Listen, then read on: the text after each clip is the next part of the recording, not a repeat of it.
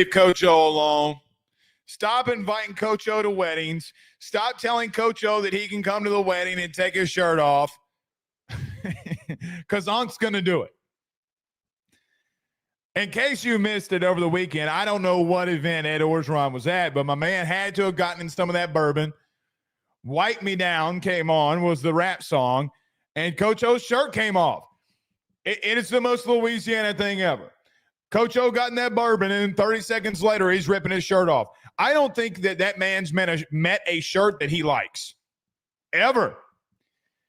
But it's not the only thing. Coach O was probably blowing off some steam because he's got to give his ex-wife $8 million of that $20 plus million that he had in that buyout as well. Listen, I do not think that any of us in this chat despises Ed Orgeron at all.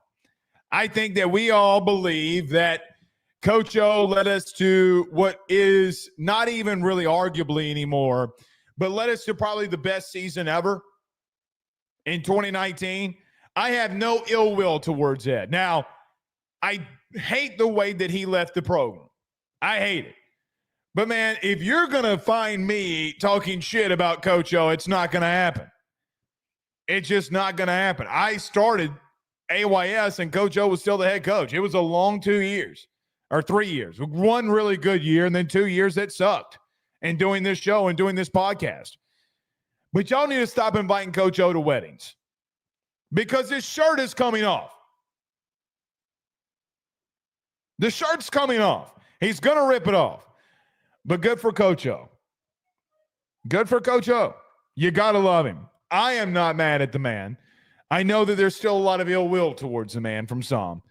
Maybe it should be. But we're not here to talk about Coach O. We got to track the LSU baseball transfer portal. Blake, they haven't gotten a commit in 48 hours. What are we doing? 72 hours. Jay Johnson doesn't have a commit. Calm yourselves.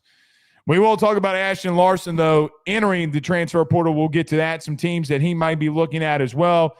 Santiago Garcia, I think this one's close. Is LSU going to get some more arms here? Some other guys that we've talked about going to other schools, and Cole Stokes and Landon Mack. Oh, by the way, we got to get to some football recruiting. It's LSU says, hey, hold on. We're going to make some waves here too, as that process has already started. So we'll talk portal. We'll talk recruiting here. Garrett Nussmeier gives an update in reference to Garrett Nussmeier gives an update while at the Manning Passing Academy. Talk some things that Garrett Nussmeier said there in as well. Some things that I thought were really awesome to hear from Garrett when he was there. Carter Bryant joins us at 7:35. And by the way, guys, on Thursday, we're going to be a month, 30 days away until you're coming in the show, and we got a practice report. Good thing about college baseball is when you go to Omaha and you dominate the way that Jay Johnson did, guys, you're 2 weeks away. Not even 2 weeks away, guys. I was in Omaha a week ago. A week ago, we were winning a national title. By the way, Jay Johnson a week ago was winning a national title. It's been 72 hours. We don't have anybody in the portal yet. Calm yourselves. Calm yourselves, little ones. But a week ago, I was still in Omaha.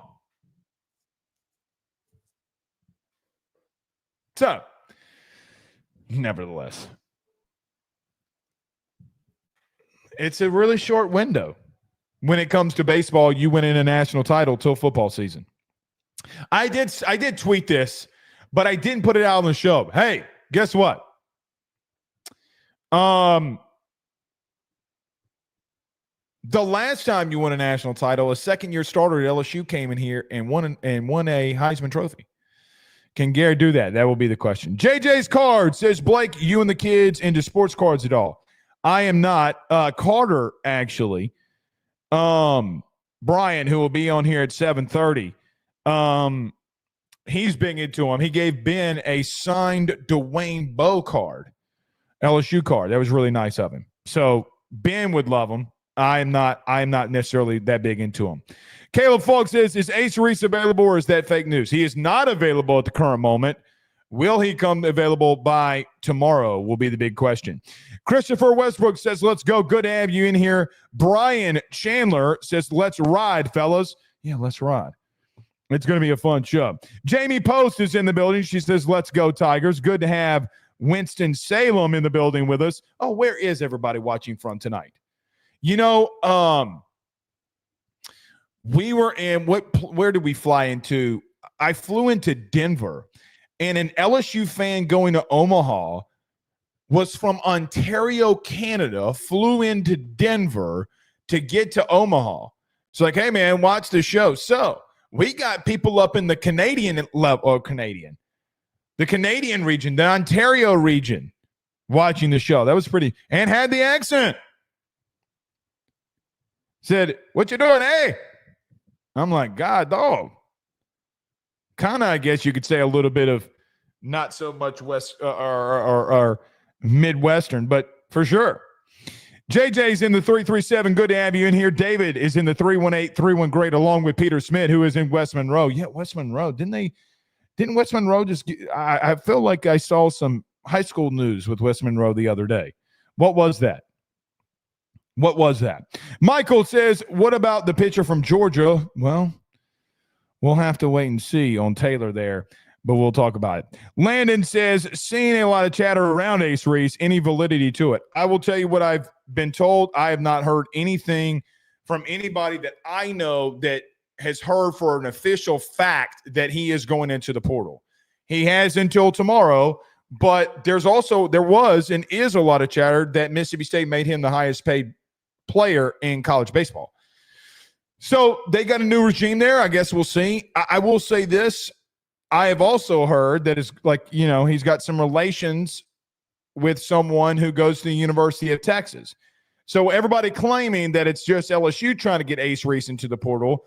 And I don't know if LSU at all is trying to get Ace Reese into the portal. What I do know is that I don't think that LSU is the team to the west of Starkville that needs to be looking at tampering.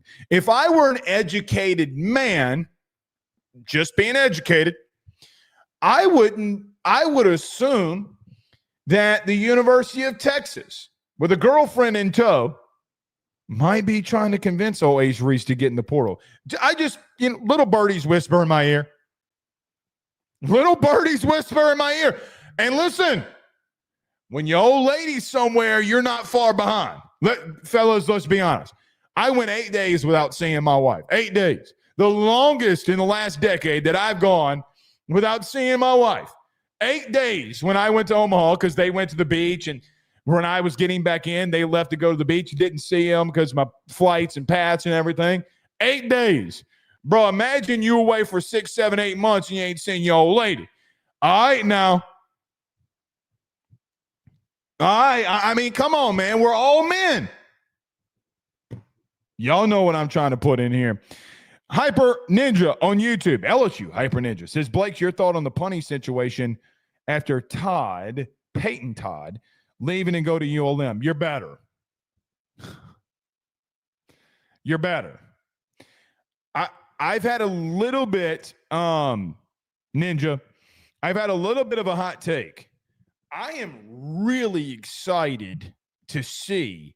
I don't think we get this in fall, like in fall camp. Like, I don't think that I say fall camp, summer camp.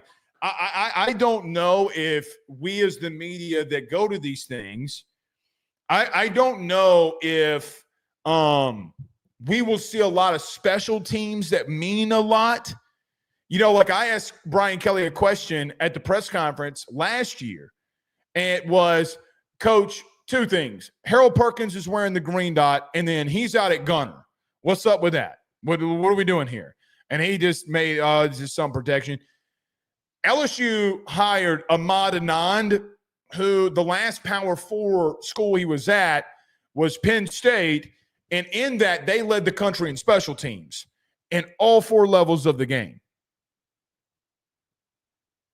It was a sneaky, really good hire by Brian Kelly, if we're just being honest.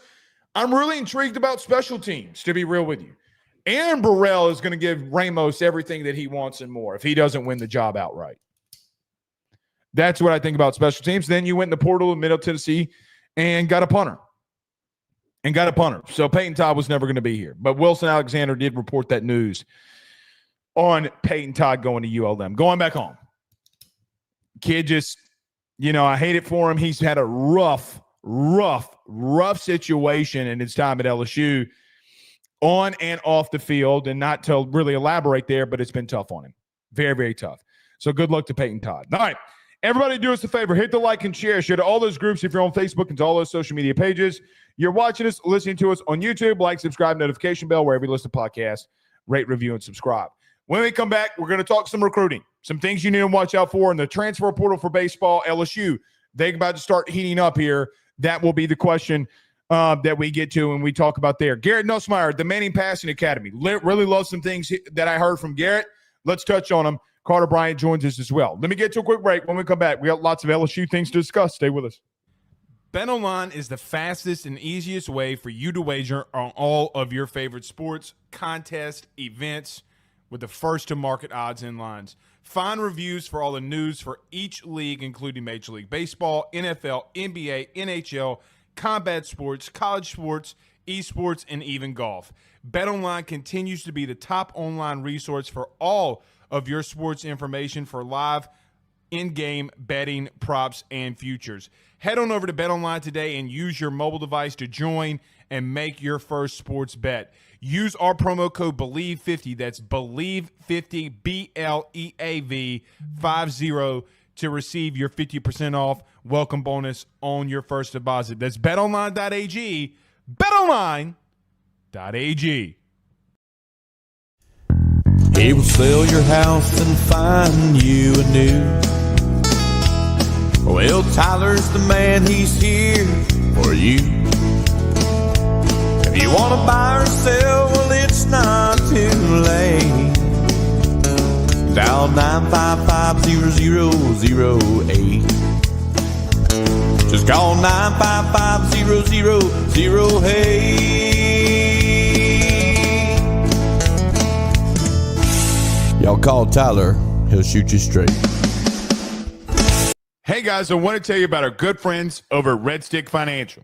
They're your local residential mortgage broker located right here in the heart of Baton Rouge, Louisiana. At Red Stick Financial, they find the bank that works for your particular set of needs to purchase the home of your dreams or refinance the current one. They truly are your partners in this process, and they pride themselves in helping individuals and families with one simple goal in mind, and that is to make home financing approachable, attainable, and stress-free. They are licensed in all Louisiana, Texas, and Mississippi. So from Amarillo to Meridian and everything in between, they have you covered. Red Stick Financial brings you creative, customized solutions, and they don't believe in the one-size-fits-all when it comes to loans. They even have special options for mobile and manufactured homes located in a flood zone and stated income financing for those of us who are self-employed borrowers. If you or someone you know is looking to buy a home, refinance an existing mortgage, or simply want to know what options are out there for your future, give Red Stick Financial a call today at 225-407-9250. That's 225-407-9250. Or check them out online at redstickfinancial.com. That's redstickfinancial.com. Before you purchase the home of your dreams or you go and do that refinance, you need to go local. Go Red Stick. We're back. Okie dokie. Let's get to it here. We have no time to waste. Ashton Larson has entered the transfer portal, and dare I say a fan favorite for some was Ashton Larson. If you obviously remember 2 years ago when Ashton Larson came in as a freshman, he hit .298 with 3 home runs, 16 RBIs, and 9 extra base hits, and then went into the summer time and went into summer ball and absolutely exploded in the Cape. And so a lot of people going into the season thought that Ashton Larson was going to be a massive deal to what LSU did on what now is, and what we can say for sure, a national title run, that he would be a big part of that. But the emergence of Derek Curiel clearly coming in, a lot of people thought that he would for sure be starting out in the outfield at some part in location, which he was your everyday left fielder. And then you went out in the portal and you got Chris Stanfield out of the University of Auburn, who, guys, if we're just going to be honest, who knows if Chris Stanfield is going to return next year. Maybe he does, maybe he doesn't. But a guy that in the 9-hole had a lot of clutch hits for you down the stretch and in the national title game for you to win your 8th national title. And then you had Jake Brown, who during the entire fall, is he going to pitch? Is he going to hit? Is he going to play in the field? Who dominated coming into the season, which got him the start along with Josh Pearson out at right field. And then you had the emergence of Ethan Fry. Guys, the outfield for LSU a season ago was a stacked one when it came to Ashton Larson being there. I really wish that Ashton Larson could have found himself a way to be in the lineup every day for LSU, or at least half the time, when he could find himself a role and a place to be inside the lineup for LSU. I had high hopes for him. The God's honest truth is that, and with no disrespect regarded, he got beat out. And he got beat out by Jake Brown, who, guys, quite honestly, outside of hitting left-handed pitching, guys, Jake Brown went stupid this past year. Chris Stanfield did some very, very clutch things for you. Super regional, game 2 of the World Series, all throughout the playoffs, and really in some critical situations. Like, for example, even though LSU lost to Texas A&M in that game 3 scenario, it was Chris Stanfield who came up with the big hit for you to tie it there and for the Tigers to be able to try to take that series versus A&M a season ago, because he got beat out. The unfortunate thing is that we do not know yet how things are going to shake out. Is Chris Stanfield going to return? Is Ethan Fry going to return? We know that Derek Curiel and Jake Brown, that they will be returning here. But the question still remains, did Ashton Larson have a spot? And I think that Ashton, for what it's worth, is going to go to a school and have some success. I wish that for him. He wanted to go and play. And the current role that he found himself in, with yet another freshman class coming in, needless to say that there are going to be some guys that Jay Johnson is going to get in as a freshman, because somebody's going to break through here. One of these highly talented freshmen, even though you're going to have a lot of shortstops, because somebody's going to be very athletic and start creeping through that lineup through fall. Jay Johnson has 9 of the top 100 recruits from the high school ranks. And even if he loses 3 of them, because he has 6 top 100 guys around the country that are coming in. One of them, if not 2 of them, are going to find their way, even if he lost 4 of them. One of them is going to come through here and really make a push. So the bottom line remains for me with Ashton Larson. I hate the news. I hated the news. I like Ashton Larson as a person. I like Ashton Larson as a player. I think he needed a little bit more time to develop. I wished Ashton would have gotten a little bit heavier, but would have put on a little bit more weight, okay? Because I think that when it came down to it for Jake Brown, guys, Jake Brown just got a lot of power and started doing some really good things. Derek Curiel is Derek Curiel. Ethan Fry was Ethan Fry. Josh Pearson had the experience and still did some really good things for you. Oh, and Chris Stanfield. Probably the outside of Bear Jones, some of the most clutch situations came from Chris Stanfield a year ago. For me, I don't think that this hurts you. Now, Ashton Larson, where it could hurt you in Ashton Larson leaving would be, guys, there are teams like Auburn that are making contact to Ashton Larson. Does he go back home to Kansas State? We don't know that, nor am I going to come in here and act like I know where this young man is going to go out the gate here. But I really do think that Ashton Larson is going to go somewhere and play. And, guys, it's the Paxton Kling thing a little bit all over again. Highly talented dude, can play somewhere else, but where are you going to put him? I saw a lot of you, for what it's worth, throughout the season on social media talking about, man, we need to sit Chris Stanfield. It was the dumbest take that y'all had.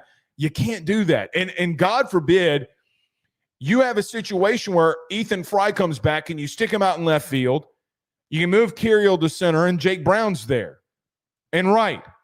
Or if Chris Stanfield does come back, you're in a situation where, guys, a lot of dudes and this incoming freshman class are vying for one spot. And Ashton didn't do it a year ago. The writing's on the wall. Love the kid. Love the kid. I don't know how this is going to shake out. I'm never going into a baseball draft and saying that Ethan Fry doesn't go in the top 100 picks because somebody falls in love with him and he's gone. Same with Chris Stanfield. I don't think Chris Stanfield goes in the top 100 picks. He gets drafted. There is no telling what is going to happen here. He got beat out. This season, he hit 256 with 2 home runs and 12 RBIs. Maybe he should have gotten more opportunities at the plate, but for whom? You're not sitting Kirill. You're not sitting Josh Pearson. You're not sitting Ethan Fry. You're not sitting Jake Brown. And guys, at no point should they have. At no point should they have. Jay Johnson's won 2 national titles in 3 years. Do you think that he wanted Ashton Larson on the bench? No. The problem is that he got beat out. And that is okay in today's world where a kid can transfer and go play somewhere. I do think Auburn, who I've been told by some people is in the Ashton Larson sweepstakes, I think filling each other out about where these things are going to go. Kansas and Kansas State and some other Big 12 schools are going to be after Ashton Larson. Good luck to the kid, but that is what's happening here. There are some guys, though, if we're speaking about recruiting, you did lose Ashton Larson here, which I know a lot of people didn't want to lose. There were some announcements that did happen this weekend. Cole Stokes out of Oregon, guy throwing 98, 99, 100, does commit to Florida State. That was a guy that we talked about that LSU had been in contact with, that they wanted at LSU, the big right-handed pitcher. Landon Mack was another out of Rutgers that committed to Tennessee. Guys, I think Tennessee in this recruitment, for what it's worth, offered a little bit more money than you did. And I do think that LSU did not want to overspend because they believe that there's going to be some other guys in the portal that they want to go after, and that some of these kids from high school that are going to come to campus that can play, that they want to pay them. And I think you make a judgment call. Here's the thing about Tennessee. Want to know why they're spending a little bit of money there for a Landon Mack and you didn't? Guys, 20-plus pitchers at Tennessee has entered the portal. 20. You got one of them, and Ryler Smart. 20. They were a little bit more desperate than you were. So you get to a place in time where I think that they had to put the pedal to the metal more than LSU did. I will tell you this, LSU is 1,000% really after some arms here. I think there will be some announcements soon. I still think Santiago Garcia is a very one that everybody needs to keep their eye on. The big lefty out of Oregon, and we'll go from there. There will be some others. You know their names by now. I do think LSU is looking for some right-handed bats, and let's see what happens after tomorrow. And I think Jay Johnson will go in here and make his determination on guys that they're going after. It's a juggling match in baseball. It's a chess match in baseball on some things that you want to do. No one knows the recruits better than Jay Johnson and the kids coming into high school. We'll see. But again, I'm telling you that they got some kids in that freshman class that are going to break through. Stand tight here. All right. Not the only recruiting update. I wanted to get to this Garrett Nussmeier thing. You know what? Because Carter's going to be joining us in just a moment. I can do it really quickly, I guess. Des Ellis, the number 2 overall athlete in the state of Louisiana, the quarterback out of Franklin Parish, who will be playing DB at LSU, is committed to LSU. Guy's 6'2", 170-pound quarterback that's going to convert to DB, corner, guy that Corey Raymond has been recruiting. I like Des Ellis. I think a dude is a really special athlete. I think that there are some people that ask the question if a guy like Des Ellis, how quickly he can adapt from going to the offensive side of the football. And it's not like he hasn't played defense, but how quickly in the SEC he can transition there. I love the pickup. I do. I think that this kid's one of those 3-star kids that you look at and say, man, I don't know. This kid might have something. I love the pickup. I don't think the star rating is justified. I think that this kid can really run at 6'2", 170 pounds. He kind of glides in some things that he does. He's long, lanky. He can really separate from some people. He can really be physical. And, guys, he's really physical at the point of attack when he's running in high school football as well. So we'll see. But LSU gets their first commitment and what will be a couple of wave commitments here over the next couple of days for the LSU Tigers. Couple of names I'm keeping my eye on. Trenton Henderson, the 5-star per 247 Sports, the 5-star edge rusher out of Pensacola Catholic, Pensacola, Florida, is set to make his announcement on Wednesday, I believe, July the 2nd. We've had our pick on Henderson for a little while now, I believe, on the message board. I think like 2 weeks, maybe 2-3 weeks, maybe. I'm keeping my eye out there. And then J.J. Bush, the linebacker. So with all these commitment dates coming up and guys going to be committing, can LSU start making a run here? And listen, they need to start making a run here. Need to get some more offensive linemen, which I think they will do with guys like Darius Gray, and need to get in some interior defensive linemen. Then you start feeling really good. Try to flip Blaine Bradford. Continue to do what you're doing, but there will be a wave of commitments here soon that LSU will be going after. All right. Do we have a super chat in here? I do not believe so. DA says, wait, Tennessee lost 20-plus players so far. Not only players, pitchers. Yeah, DA. 26, I think. Of their 40, the 26, they had 26 pitchers, and I think they've lost 26 guys, yeah. In total. So, yeah. Noah Mason, do you think Lamar Brown is gone, Blake? I do not. I don't think Lamar Brown's gone. I think that you sit in a good place. That's why I never reacted to with the whole I'm not visiting LSU thing. I still think you sit in a good place there. All right, let's get to Carter, the Power Bryant. Before we do that, let's talk about our good friends over at Section 103, the cleanest LSU Tiger wear in the business. Guys, go over to section103.com. Go to the LSU section. The white hat I was wearing the other day was absolutely fantastic. Guys, I cannot stop wearing their shirts. They fit perfectly. I am telling you, the shirts fit so well. The hats are clean. For the best LSU gear around, you need to go over to Section 103 to get that gear today. The best overall apparel in the business when it comes to LSU merchandise. Use the promo code AYS. That's AYS at checkout for 10% off of your order. Again, section103.com is the place to be for your next LSU apparel purchase. Let me get to a quick break. Carter Bryant joins us next. Stay with us. Guys, let me tell you about our good friends over at Grand Slam Heating and Air, where your comfort is their top priority. At Grand Slam Heating and Air, they promise to provide customers with high-quality HVAC service at an affordable price while ensuring the homeowner peace of mind. From their office to your home, they guarantee the best hassle-free experience around. Efficiency and comfort is their game. Let them make your home Grand Slam today. At Grand Slam Heating and Air, they're offering their annual maintenance plan starting off at $18.75 a month and also doing those $99 tune-up promotion. They provide free estimates for system and ductwork replacement, as well as offering financing to get the job done with no money up front. From Baton Rouge to Hammond to Covington, they're all around.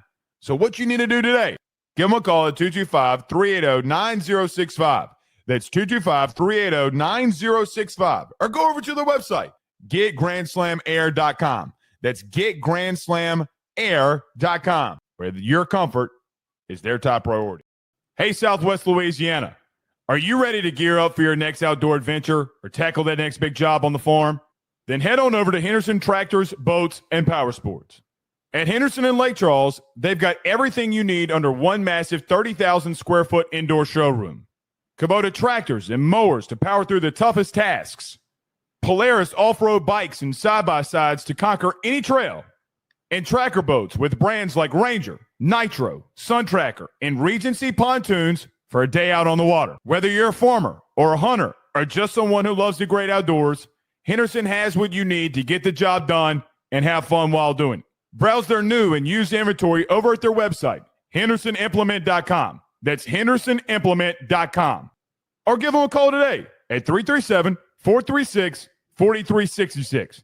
That's 337-436-4366. Or go see them over in Lake Charles on the corner of East McNee Street and Highway 14. Remember, if you need a tractor, go to Henderson. Need a boat, go to Henderson. Or if you need an ATV or side-by-side, you know where to go. Henderson. Just let them know that your good friend Blake Ruffino over at AYS sent you on by. Guys, I want to talk to you about our good friends over the Drake Williams Law Firm and Drake Title Company. Are you facing tough times due to an injury from a car accident, navigating the complexities of divorce, or purchasing a new home? At the Drake Williams Law Firm and Drake Title Company, they understand the challenges you're going through, and they are here to help. The lawyer team of Ernie Drake III, Ryan J. Williams, and Summer Vignair, along with Morgan Daniels, have the experience and proven track record to give you that peace of mind. Give them a call today at 985-386-7600. That's 985-386-7600 to schedule a free consultation at their brand new office located in historic downtown Ponchatoula. They're also doing a special, the AYS special. If you're refinancing or closing on a home in Southeast Louisiana, request the Drake Title Company to handle your closing. If you mention Blake Ruffino and AYS, you're going to receive a $400 discount on title fees. Again, give them a call at 985-386-7600. Let them know that Blake Ruffino sent you on by. I honestly thought that you were going to come in here like Coach O and start taking your shirt off. I would love to. I mean, do I need to? Please, dear Lord, do not. Everybody would start making Chewbacca noises. Yeah, because I mean, Coach O got 30 seconds into the bourbon and his shirt was off. You got to know that that's happening. Don't invite Unc to the wedding because Unc's shirt's coming off unless you're okay with Unc's shirt coming off. I mean, he 100% had a drink in his hand, and it didn't look like water. Of course. And I'm sure the bride and groom enjoyed it. Here's what I would say, though. Could you imagine if you tell everybody, hey, remember the 2019 LSU team and the head coach there? Well, he came to my wedding and took his shirt off. What's your cool wedding story? I will say, if you're not Coach O, don't do that. Right, yeah, my shirt ain't coming. And you could do it anywhere else, but as someone who works in the wedding industry, always make the bride and groom the center of attention at all times. But if you're a celebrity, do it because everyone's going to talk about it until the end of time. So I was fine with it. Yeah, for sure. I don't think LSU fans have any malice for Coach O, right? Like, I mean, I'm cool with him. I mean, I hate the way the last 2 years ended, but I mean, it is what it is. I mean, all right, Coach, go do what you do, baby. You know? Yeah, and I don't think LSU fans have any more malice towards Nick Saban. I'm serious. Not now. Not after this weekend. I mean, look. After he got inducted and talked about that whole speech about how I was always proud seeing LSU because of, what we built. I mean, yeah, that got people emotional. Yes, and I understand, like, Nick, put us in a body bag for a decade, basically.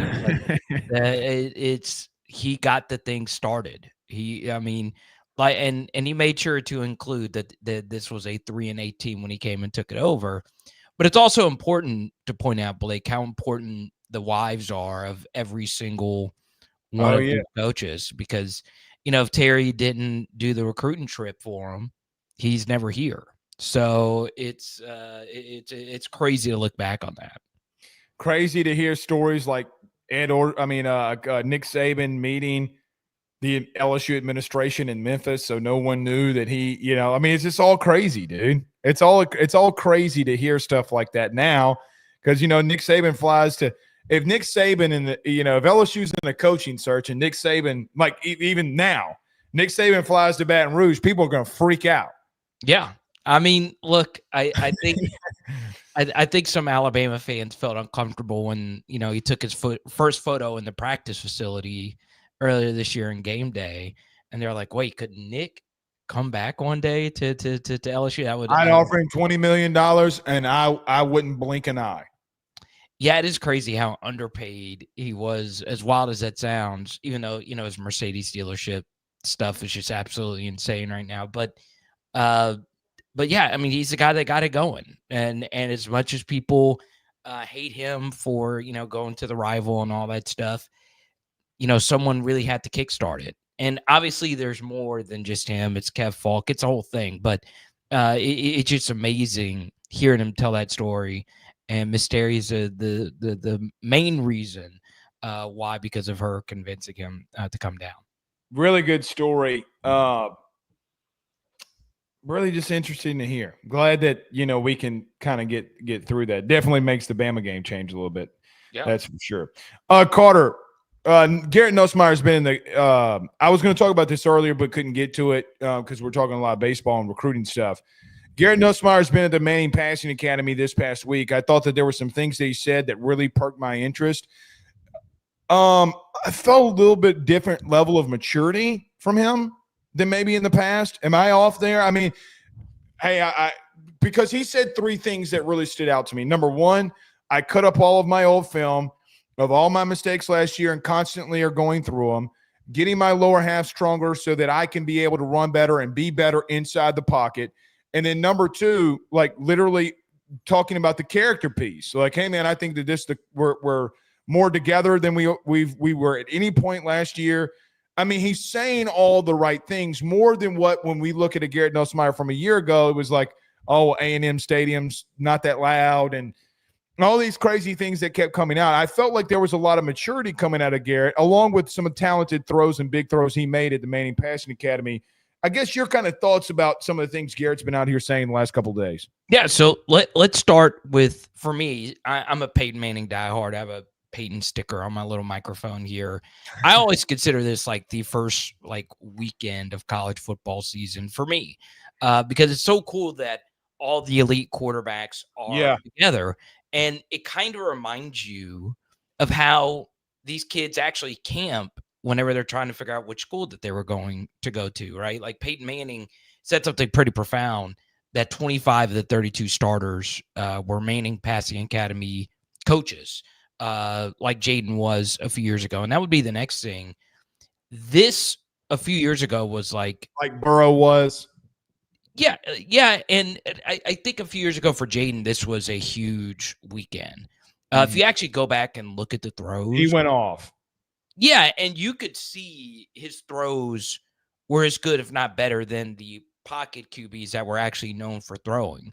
And I'm not the keenest eye when it comes to QB mechanics or anything like that, but I remember just being floored at how different Jaden looked in that setting. And someone in Jaden's camp was telling me, hey, Carter, I wish you could see what Jaden has done this offseason. I wish you could see how hard he's worked to become what he is now. Yeah, those 3D QB guys.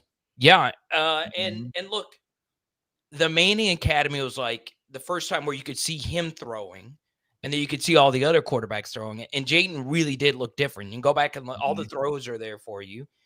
And Garrett felt that same way. Obviously he had the viral ball that went through the basketball hoop and all that stuff. But shout out Devin Snow.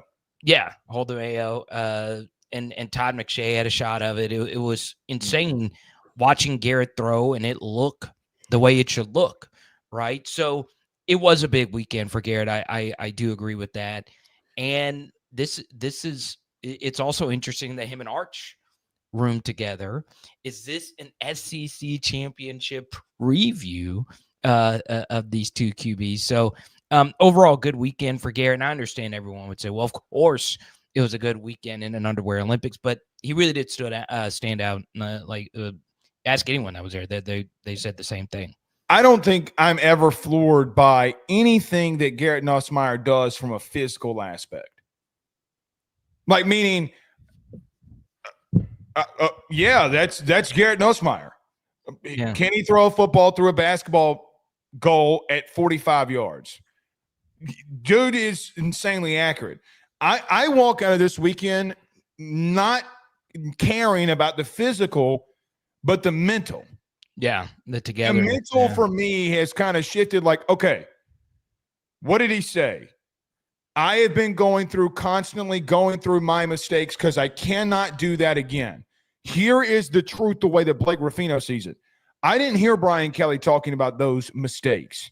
This was the first time in the offseason that Garrett has come out and said, listen, I cannot do this. It cannot happen. Carter is music to my ears. I'm like, good, because it's never the physical. It's elite quarterbacks, when that light goes on, it's like, I can't do X, Y, or Z. I should have gone here. That is the maturity level where you go into the second year as a starter, and that's where it takes off. So that more to me, the mental, the character, even the silly little TikTok video of, hey, man, I love you. And then, like the whole thing that they posted. Okay, I will buy into that 10,000 times out of 10,000. Because that, for me, with him, is the biggest thing that came out of this weekend. Screw the Raising Cane's commercial. Screw Arch Manning's Daddy Cooper. Screw Archie. Screw No, all. you don't come after the Mannings. No, I'm Steve Spurrier. Screw all of them. Okay? It comes to a point where, for me, the mental aspect of what Garrett talked about was different. And that is a bottom line. If that translates into August, all right, you could be cooking with grease. You do not blaspheme. Steve Spurrier did. Well, yeah. I don't care about Arch Manning. I don't care about the reason I left out Ty Graves is because he's worth $9 billion, and you need money. Yeah, I do need money. We all need money. I mean, so again, none of it mattered to me outside of the mental makeup stuff. None of it, because we saw the Ole Miss throw. We've seen the progressions of what it can be. Carter, he turns the turnovers down. You're going to a playoff. It's a fine line for me of, if you even cut those in 2/3, Carter, you might win the SEC. Yeah, and this would be my major takeaway if you were to put a few things together. If Garrett, and by the way, good question by Jacques, putting Garrett on the spot about Brian Kelly. If Brian Kelly and Garrett say that, the head coach and the quarterback who knows this team, obviously Garrett's been here longer than even BK, then you got to make the playoff. If you say, because look, it's the most talented. If you say that, that means, you have more talent than a team that had 6 top 50 NFL draft selections and Jaden freaking Daniels. So you've got to make the playoff now. If you're going to say that and be that confident, it's playoff or bust this year at the very least. Can I ask you a question? Because I don't agree with BK nor Garrett that they're Carter, there's two things that can be true. I don't think they're more talented than the 2023 4 first-round picks. 4. Okay? Yeah. A dude that almost got in the first round, the 34th pick, and Mason Taylor. So even if you want to borderline put him in there, Carter, they might be more complete. I don't think the word talented is the word that they need to be using. I think that they're a more complete team, right? Like this defensively, I think they're just more overall complete. 4 first-round picks on the offense. Yeah. 2019 had 5 total and 4 were on the offense. That's what we're talking about here, right? Like, I don't know if you're more talented. You're definitely more complete. I got in a lot of trouble on Twitter just saying how much I loved that 2023 roster. So I don't want to flame the Flames here. But even if you look at 2025 hasn't played a game. Yeah, but even if you look at it, if you were to put yourself in the same spot going into 2023, like as far as like a projection is concerned, before we knew Jaden was what he was, and BTJ was what he was, I still feel the 2023 roster is still slightly better because more often than not, I'm going to take the team with the first round left tackle that's on the field every single play. But all of that aside, to your point, it really doesn't matter, right? This 2025 team, it does. This 2025 team has got to make the playoff. I've been a little bit more lenient. I don't like to be too playoff or bust because you can get very unlucky and win or lose a lot of close games this year and just not make it.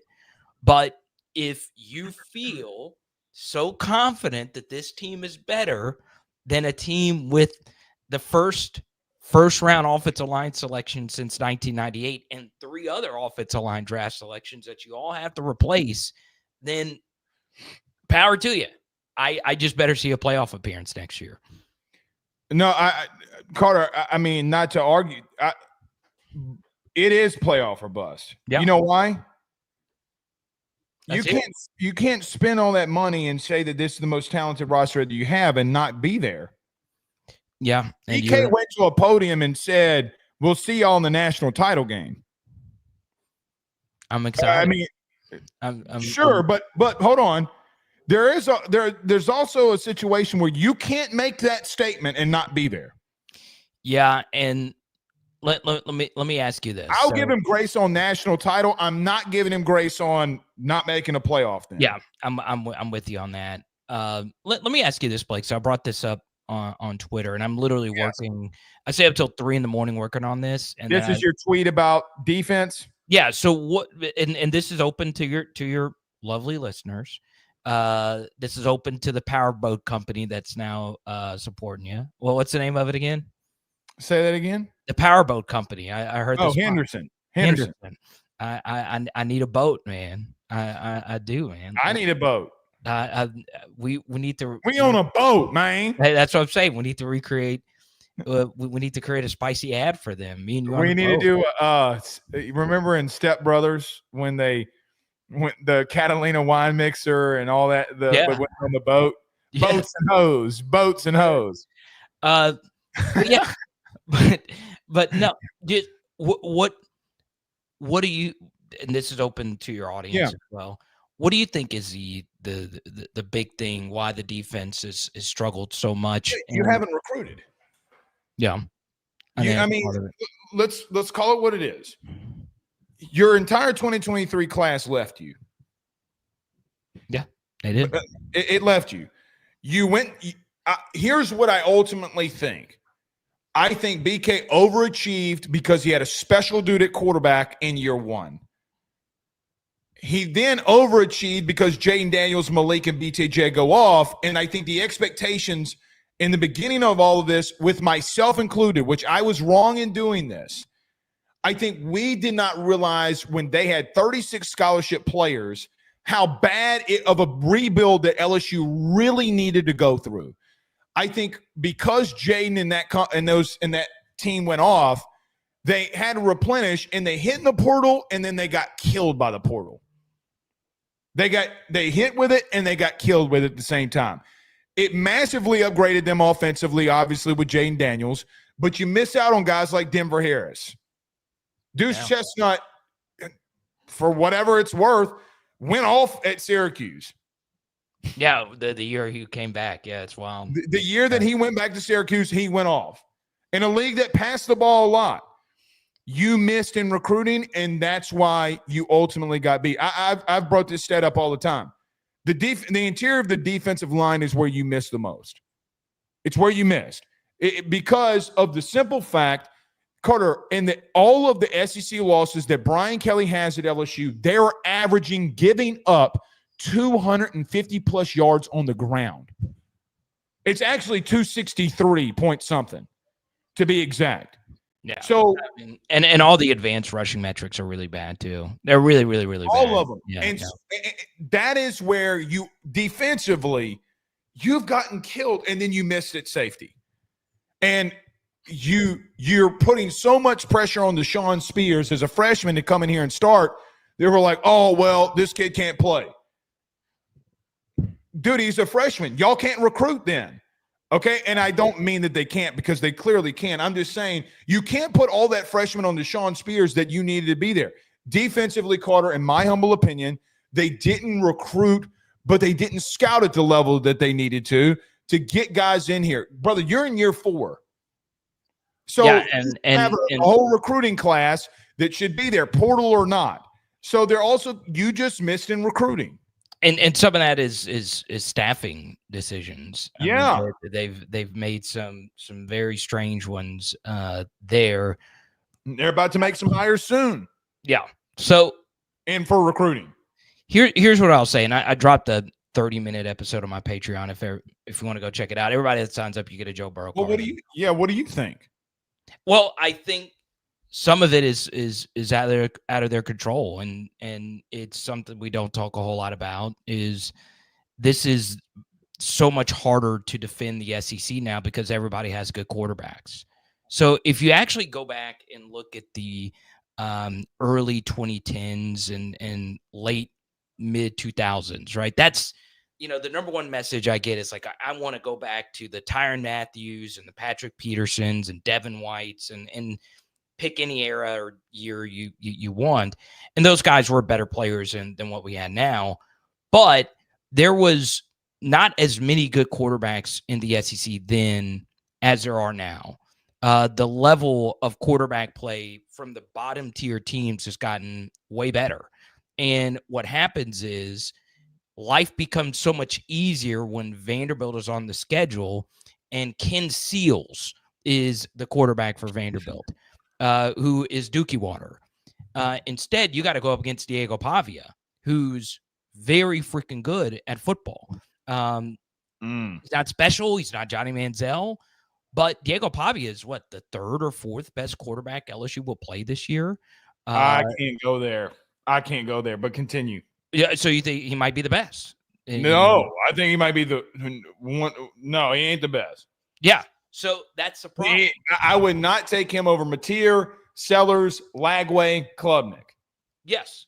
So that is my major point, is this will be the hardest SEC schedule, also throw in there Cade Klubnik, that LSU has ever played at the quarterback position. They have played better quarterbacks. There are quarterbacks like Johnny Manziel that they shut down 2 consecutive years, Tim Tebow, even Aaron Murray, if you will. But the bottom half of the conference is so much better at quarterback, and it's because of the transfer portal. LSU only played one advanced metric quarterback that I would consider to be bad last year, and that was Jackson Arnold. And guess how easy it was to replace him? Just go in the portal, spend up, go get John Mateer, and now they're arguably one of the better QB teams in the SEC.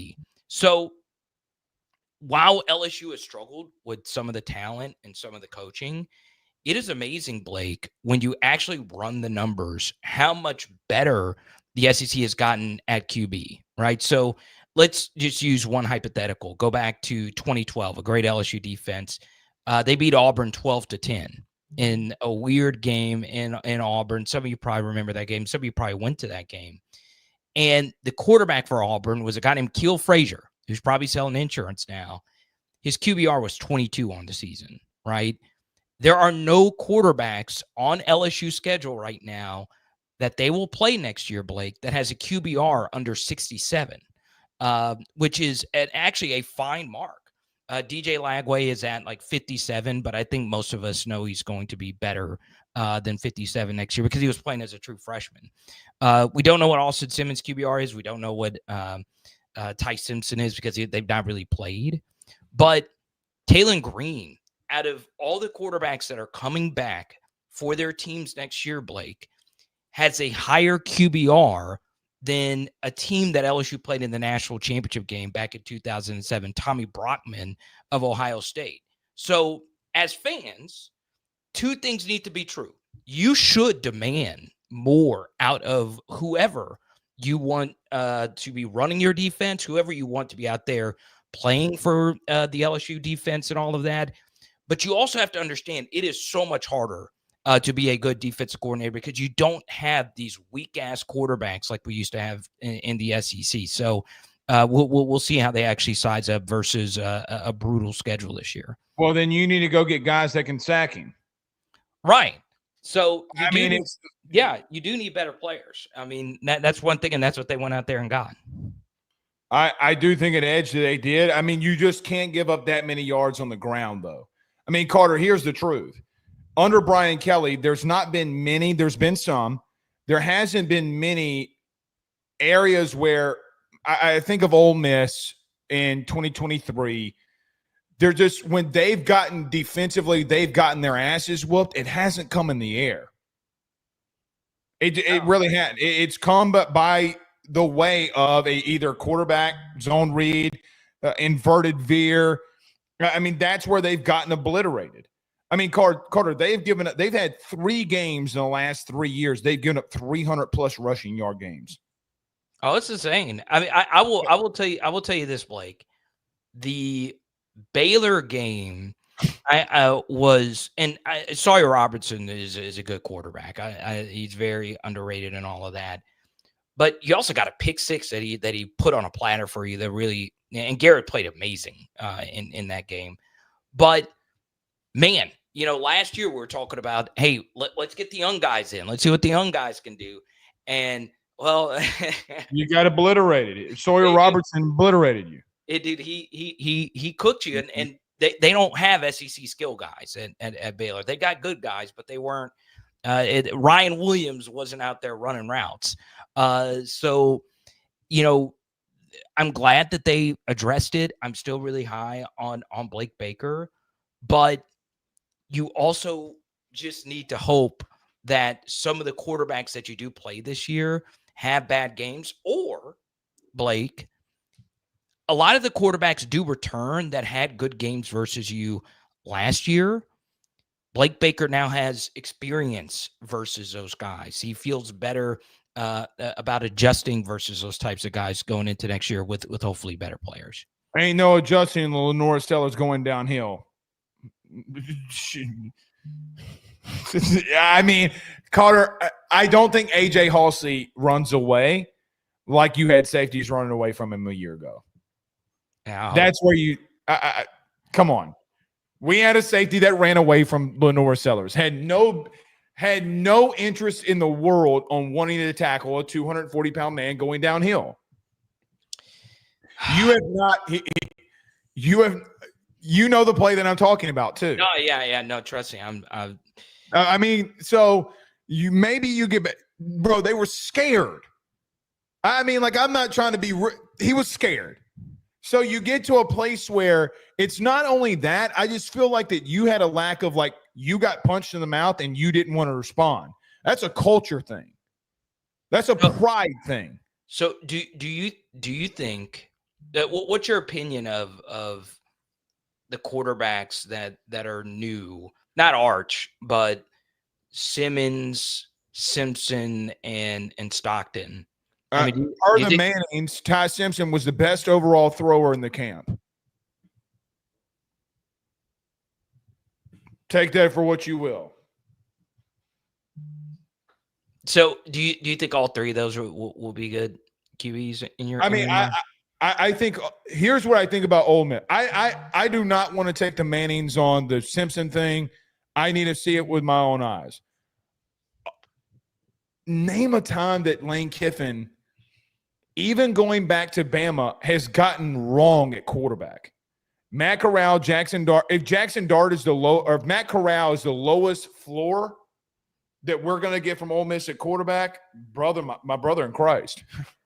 No, it's scary. It's right. It is scary to think about. It really the kid graduated college in 2 years and enrolled early. This kid can throw it, man. I mean, they didn't go back and watch that drive with Austin Simmons against Georgia. They did nothing special. They just ran the offense. They didn't get. So it's against Georgia too. It is a drive, and you got to be careful. It's Georgia. In the rain, down 7. The rain, down 7. Quarterback might be hurt, and the kid went out there and punched Kirby right in his shit, and Kirby didn't know what to do. We'll see. I do think it's the toughest schedule in the country from a quarterback perspective. I don't think it's close. And listen, I'm not a big – I would put – stay with me. I would rather, me personally, these quarterbacks more than Diego Pavia. Just stay with me. Hold on.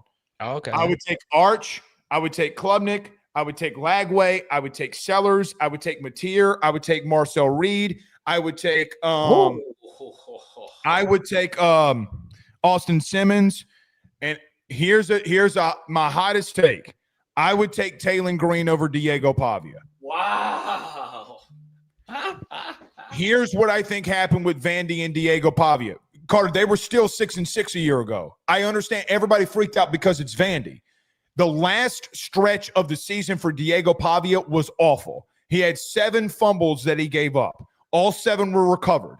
You may remember one. We only beat them by 7, by the way, and he got hurt. Spare me on the Diego Pavia until he cleans up the 9 fumbles that he gave up last year. I also think you don't like shit talkers. I think that's part of it. No, I don't. I don't care. I don't care about that. I don't like some of his antics. Yes, but I think he got a little overhyped because of him doing what he did at Vandy and them beating Bama. Yeah, that was a defining moment of the year. The season. Anyways, yeah. Right. Yeah. Right. I mean, it really was. So, I mean, they still went 6-6. Do you remember the game that he played against you? Outside of he was terrible. No, he was bad. Outside of the first pass, he was god awful. Yeah, he missed a few walk-ins. Yeah, he did. Yeah, he did. But yeah, overtailing. But if that's hold on, if that's the 9th quarterback that you're playing, if I'm right, in Diego Pavia, holy shit. I understand. Like I went on that long rant, but I guarantee I looked at this till 3 a.m. Because I've made this point a gazillion times on your show and on other shows that it just seems like the quarterback play is just so much better in the SEC. Now I will say, once again, I don't think LSU is playing a Tebow Newton level of player, but it's just the floor of it, right? It feels so much better that one week you have to deal with Tim Tebow, and then the next week you get Patrick Towles, right? Like it's a lot harder because look, there's a 3-week stretch where Pavia is sandwiched between Sellers and Reed. That's hard as hell, right? That is hard as hell. It really doesn't matter how you really feel about all 3 of those guys. One thing you can't say about all 3 of those guys is that they're bad, that they suck ass. They're all at the very least decent.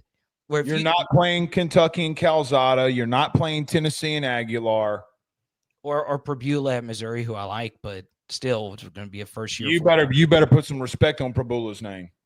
Yeah, I like him. Yeah, everybody just thinking little on Mizzou and Prabula can't run. Prabula will juke your ass. Remember the Ohio State game where he juked Caleb Downs in the middle of the field and like made him look stupid? And this kid can run. And they got an easy schedule early, so he's going to get some cupcakes. Missouri with the easy schedule. Yeah, never in a million years. By the way. Oh, go ahead. No, you go on. Yeah. I was just going to say it's a tough schedule from a quarterback perspective. I'm with you. You. I would love to know the running backs that had massive games versus us. Yeah, I mean, look. A-Chain, Sampson, Judkins. I mean, I'm not throwing Milroe as a running back, but Milroe twice. Oh, yeah, absolutely. Who else? What else am I missing? I mean, Ulysses Bentley. I know that's like a deeper cut, but him and Judkins both tore us alive. Bonnie blued us, basically. Oh, just 1,000 men, not 500, 1,000. Just destroyed us.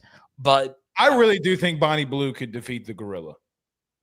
She's taking a pounding already. She could probably survive a gorilla. I knew there was going to be some juvenile punchline. I mean, it's just the truth. She's taking a pounding. I'm actually writing that down for my comedy act. Yeah, do it. Remember that time everybody thought that, Yeah, and the tomatoes will soon follow. I guarantee you won't bomb as hard as I did when I first started. You'll be way better than me. But yeah, I'm excited about this LSU defense. I don't want anyone to think otherwise. But we're talking about Prabula and how he has an easy walk-in. There's no easy walk-ins. You're starting with. I do think Cade is the best quarterback on LSU schedule. Once again, this is not Lamar Jackson you're going up against. You can get it done.